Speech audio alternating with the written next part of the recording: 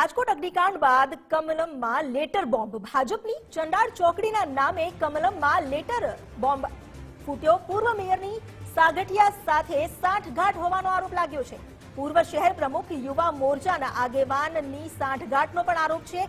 આ લેટર બોમ્બની સાથે પુરાવા પણ આપવામાં આવ્યા છે। સત્તાના જોરે ટીપીઓને સાથે રાખી નેતાઓએ જ કરોડોનું કૌભાંડ આચર્યું, સૂત્રોએ આ માહિતી આપી છે। એટલું જ નહીં, સૂત્રો તરફથી મળેલી માહિતી અનુસાર મવડી સહિતના વિસ્તારમાં કરોડોની જમીનનું કૌભાંડ આચરવામાં આવ્યું છે। અબુજોના કૌભાંડ કર્યાના પુરાવા જે રજૂ કરવામાં આવ્યા। વર્તમાન નેતા સાગઠિયા સાથે મિલીભગતની વાતો હવે વહેતી થઈ છે।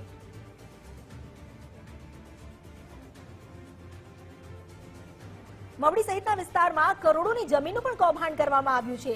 સાગઠિયા કે જેના પર અગ્નિકાંડને લઈને બસ મોટા આરોપો પણ લાગ્યા છે, તેની સાથે નેતાઓની સાઠગાંઠ, આ તમામ આરોપો લાગ્યા છે અને કમલમમાં આ અંગે પત્ર લખવામાં આવ્યો છે।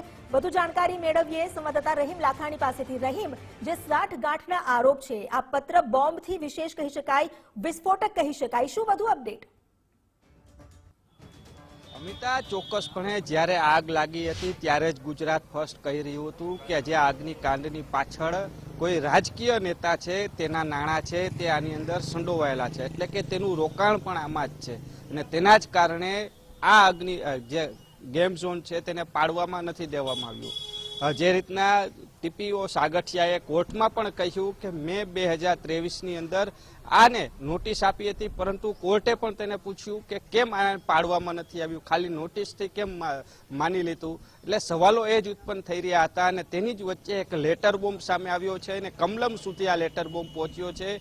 નહીં માત્ર રાજકોટના પૂર્વ સત્તાધીશો, પરંતુ જે રીતના વાત કરીએ વર્તમાન સત્તાધીશોના નામનો પણ ઉલ્લેખ છે તે કરવામાં આવ્યા હોવાની વિગત સામે આવી છે। ચંડાલ ચોકડી લખવામાં આવ્યું છે કે 4 જણા આની અંદર ભૂંડી ભૂમિકા ભજવી રહ્યા છે અને લાખો રૂપિયાની કમાણી પણ કરી છે। એટલું જ નહીં, આની અંદર જે રીતના આખું આ ગેમ ઝોન છે, જે રોકાણ જે કરનાર વ્યક્તિ છે તે પણ હાલ ભાજપના એક સારા એવા હોદ્દા ઉપર હોવાની પણ વાત સામે આવી છે। એટલે કહી શકાય કે જે રીતના આખું અગ્નિકાંડ છે તેની પાછળ હવે રાજકીય દાવપેચ પણ શરૂ થઈ ગયા છે અને ભાજપનું જે જૂથવાદ છે એક જૂથ સક્રિય થયું છે, કારણ કે તેને જ ખબર છે કે અત્યારે સાચી હકીકત જ્યારે કહેશું ત્યારે સમગ્ર હકીકત છે તે ઉપર પ્રદેશ કક્ષા સુધી સાંભળવામાં આવશે, કારણ કે ખબર છે કે આની પાછળ કોણ કોણ નેતાઓ સામેલ છે।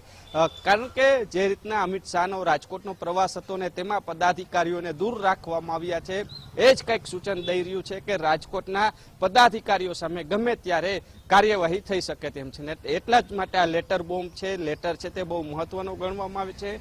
તેમાં અનેક નેતાઓના નામ પણ લખવામાં આવ્યા છે અને નામ જોગા ફરિયાદ થઈ છે પ્રદેશ કાર્યાલય કમલમ સુધી। જી આભાર આપનો જાણકારી આપવા માટે।